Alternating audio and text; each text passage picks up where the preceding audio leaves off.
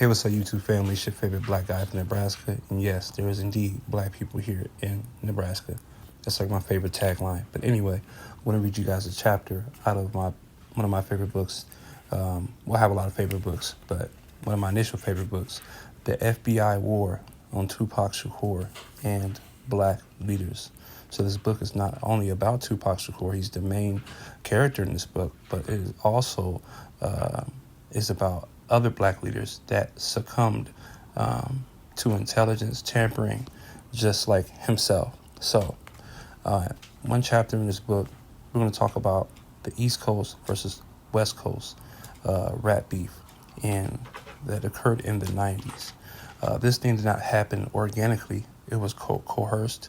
The FBI used informants and intelligence agents to spark this war, just like the war, the internal war of the Black Panther Party, of the East Coast Panther Party and the West Coast Panther Party. So these are the babies of the Black Panther Party, and they use the same tactics that they used against their parents, because most of them were in the hip-hop scene now. Just like Tupac Shakur is in the hip-hop scene, he's a baby Panther. So they used the same tactics against the children that they used against the parents. And it just so happened that the children of the Black Panther Party were the spearheaders of the 90s hip-hop or rap or gangster rap music, music phenomena. So we're going to get into this chapter. I don't want to waste too much of your time. It's going to be a little lengthy, so hopefully you'll be able to hang on and finish the chapter. But it's going to be full of really, really good stuff. You're going to find out stuff that you never knew. You're going to find out, why things occurred that you've always wondered why they occurred. Well, you're going to figure it out. You're going to find out. So let's go ahead and get started. Tupac Shakur suffered through a long, painful recovery from his 4 or 5 bullet wounds, despite requests from doctors for Tupac to continue bed rest near a hospital. A judge forced Tupac to recover while behind bars. About a week or two after Tupac was shot, a court judge forced him to await his sentencing in jail. So this is right after the Quad Studio shooting. Near the time of Tupac's sentencing, highly suspected undercover agent Jaquez Aknat, a.k.a. Haitian Jack, only received 2 misdemeanors in the plea bargain regarding the behavior or the heavier charges for which Tupac was acquitted. Meanwhile, with respect to Tupac's conviction on lesser charges of sexual abuse, so he was not convicted of actual rape. He was only convicted of sexual abuse, touching a woman's butt. That's all he was convicted of. Touching following consensual sex, the judge gave Tupac 1.5 to 4.5 years in prison sentence at the start of 1995.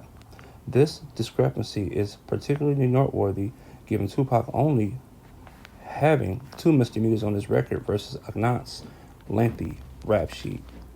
Tupac's severe sentencing, prison placement, and oncoming prison manipulation suggest further U.S. intelligence influence. The judge gave Tupac an exorbitant bail to pay, a counterintelligence tactic used against his mother. Legal experts wrote how during Afeni Shakur's Panther 21 trial, the judge did intelligence bidding by requiring a vast amount of money for bail and directly collaborated with the prosecution in an attempt to gain a guilty verdict. Tupac's judge set bail at $3 million. He refused Tupac's offer of a $1.3 million bail package, despite that only 10% of bail is usually needed for release with a bail bond. Defense attorney Michael Tarif Warren also urged that as a high-profile entertainer, Tupac would jeopardize any future in his professional livelihood if he jumped bail and fled. The judge refused to acknowledge this. Tupac's third CD, Me Against the World, debuted on top of the pop music charts while he was in jail 45 days after his sentencing hearing. Interscope Records ended up selling 2 million copies of the CD in 7 months. Wow. Many reporters tried to get interviews with Tupac, giving him more of a mouthpiece for his leftist political views.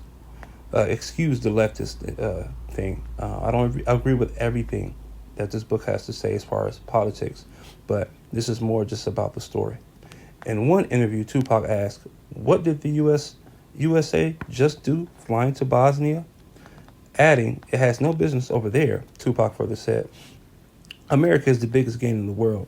Look how they didn't agree with Cuba, so they cut him off." Cuba had given a safe haven to his ex-Panther on Assata Shakur, as well as other black radicals. Early in March of '95, prison officials distanced Tupac from the New York media by transferring Tupac from Rikers Island to Clinton Correctional Facility in upstate Dannemora, New York, a maximum security prison about 9 hours north of New York City. It's uncertain whether plans for Tupac's prison transfer was already in motion. But Me Against the World was released February 27th, and Tupac's new prison card issue date was March 8th, 1995.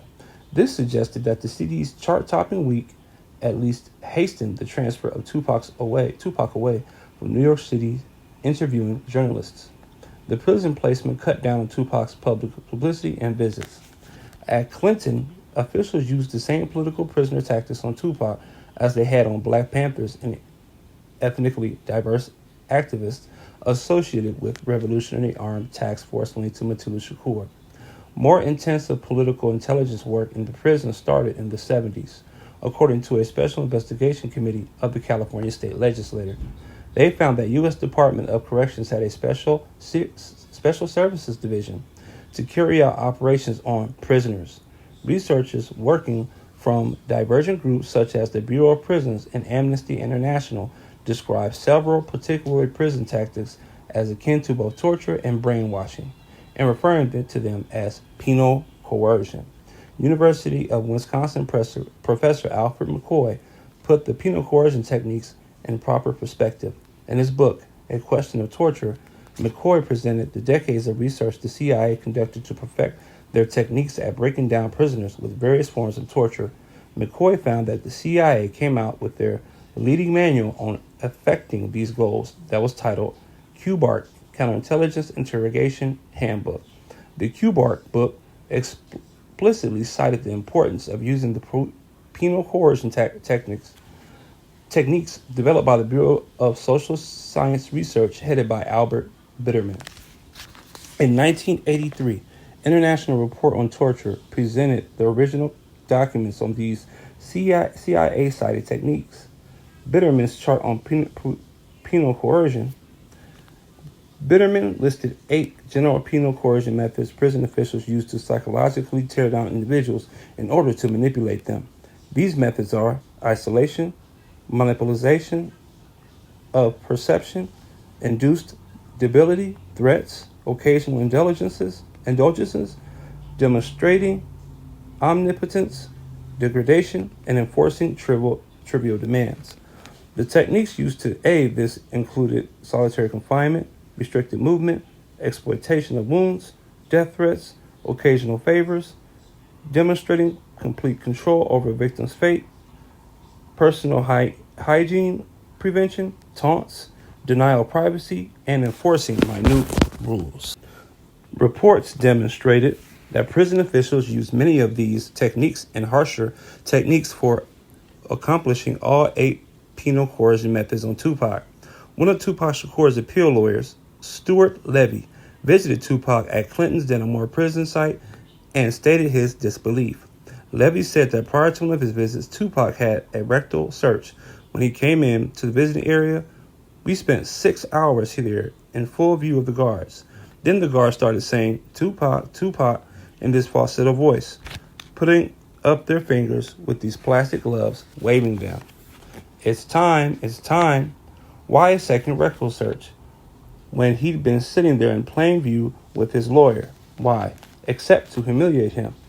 These rectal searches aided many aspects of penal coercion, such as the induced debility.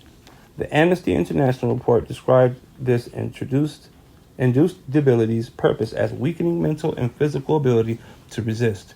Professor McCoy noted how the CIA's QBART research stated that the most long-lasting penal coercion torture techniques came from the victims playing a part in their own pain. Thus, Tupac may have had to endure these painful anal probes in order to see visitors while he was in solitary confinement for 8 months. McCoy reprinted Bitterman's penal coercion note that the threat to inflict pain can trigger fears more damaging than the immediate sensation of pain. In a court affidavit, the doctor that attended to Tupac's long-term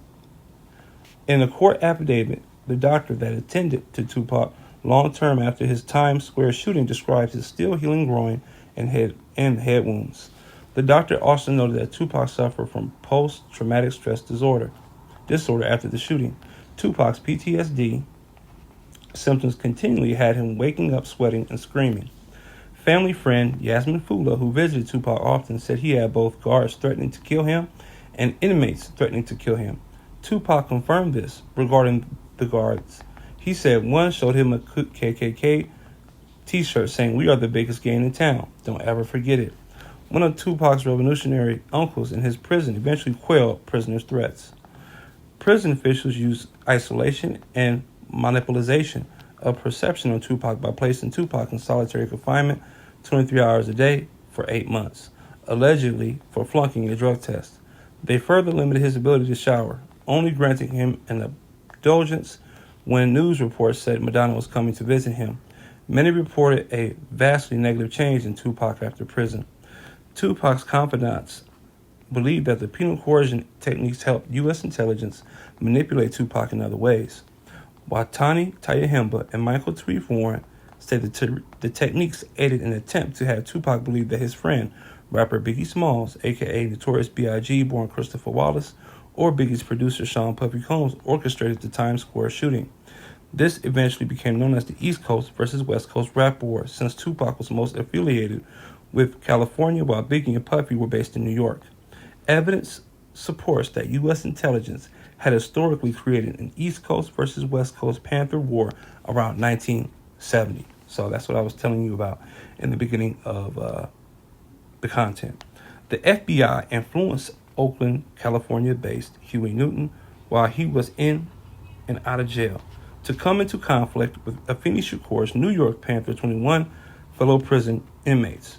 As previously detailed, this evolved into the East Coast versus West Coast Panther War that later had Geronimo Pratt and the New York Panther 21 aligned with Eldridge Cleaver.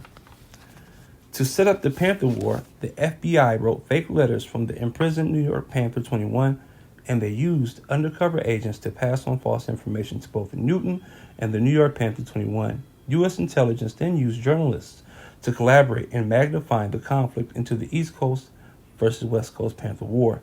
And finally, the FBI used the created feud to cover up their murders of Panthers. Evidence suggests that the FBI similarly instigated a conflict between Tupac and Biggie to create a war in the rap world. Recall that U.S. intelligence agents were instructed to obtain specimens of their handwriting, apparently to generate dissension through fake letters, provoke target groups into rivalries regarding political musicians. The FBI remains the most likely culprit for writing anonymous letters to Tupac and paying prisoners that Tupac said had influenced him to believe that Biggie and Puffy were behind his shooting. Tupac's road manager, Charles Man Fuller, said that Tupac got anonymous letters in prison saying Biggie set up the Times Square shooting. Strangers in jail also told Tupac that Biggie had him shot. U.S. Intelligence Special Services Division of the Department of Corrections had a history of placing undercover agents and informants in prison to carry out this kind of work. Tayahimba tried to convince Tupac that Biggie likely had no part in the shooting. Biggie had visited Tupac in the hospital and also wrote him letters in prison saying he had no connection to the shooting. Tayahimba's words couldn't counteract so many people and letters saying to Biggie was connected to the shooting. Tupac was largely convinced by the Fall 95. Still, Tupac's biological cousin, Billy Lassane, said that Tupac eventually came to think that Biggie simply should have either warned him or worked harder to help find out who shot him. The media escalated the East Coast versus West Coast rap war even before Tupac ever blamed Biggie for his shooting. By the summer of 95, media outlets began discussing an East Coast versus West rap war that had nothing to do with Tupac or Biggie. Journalists then appeared to take several quotes of Tupac's out of context to magnify the assertions of suspected agent Jaquez Agnat's associate Booker, who said Tupac blamed Biggie for his shooting. Agnat and Booker, who offered Tupac the $7,000 to come to the studio, were the prime suspects for setting up that shooting. With this suspected intelligence agent's help, several journalists hyped this conflict as the peak of an East Coast versus West Coast rap war. Amazing, isn't it? You know, all that information I just gave you, you can only get this type of stuff in the book, The FBI War on Tupac Shakur and Black Leaders. So the hidden hand is at it again. The hidden hand is involved, and the hidden hand has its sellout associates in the mix, spreading dissension, spreading false rumors. This is how the FBI works. They get into your circle, they hire people within your circle, and those people go to work. But they're very, very, very intelligent because, like I said in this book, they will get their handwriting. They will get to your handwriting, and they will make fake letters. So, for example, an intelligence agent that worked for the FBI could get a letter from Tupac, and they would get an understanding of how Tupac's writing is, and they'll make it seem, they'll send that letter to somebody that they want Tupac to have beef with, and that letter would be written as if that person had really wrote that letter. So it's very, very, very strange how they worked, but this is how things occur, man. It's very, very meticulous. The FBI was all in the mix. They used people to create dissension, to create madness, to create chaos. And that's how the East Coast versus West Coast war came to be, with a whole lot of manipulation and a whole lot of evil tactics. So I hope you guys enjoyed that content. It's your favorite black guy from Nebraska. Please like, share, subscribe. I'll see you on the next one. Peace.